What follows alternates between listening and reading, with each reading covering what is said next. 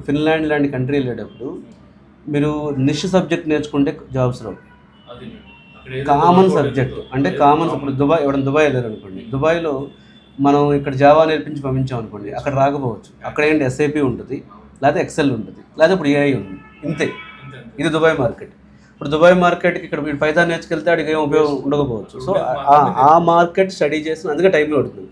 ఆ మార్కెట్ మనం స్టడీ చేసి నేను మీకు 3-4 డేస్ గెట్ బ్యాక్ అవుతుంది. అయితే ఈలోపు మీరు ఫస్ట్ టెస్టింగ్ అయితే డెమోలు అటెండ్ అవ్వటం, అసలు టెస్టింగ్ అంటే ఏంటో అర్థం చేసుకుని స్టార్ట్ చేయండి. మీరు workfromfinland.com ఓపెన్ చేశాను ఆల్రెడీ. ఇది కాకుండా ఇంకేమైనా జాబ్ పోర్టల్స్ ఉన్నాయా అనేది పెట్టండి నాకు. తర్వాత నేను ఏం చేస్తానంటే, నాకు తెలిసిన కొంతమంది కన్సల్టెంట్స్ కూడా ఉన్నారు అక్కడ. సో వాళ్ళు అక్కడ లాయర్లతో మాట్లాడతారు, ఇమిగ్రెంట్ లాయర్స్ అని ఉంటారు. జనరల్గా ఇప్పుడు కొన్ని కంట్రీస్ అట్లా అవుతాయి అన్నమాట జాబ్స్.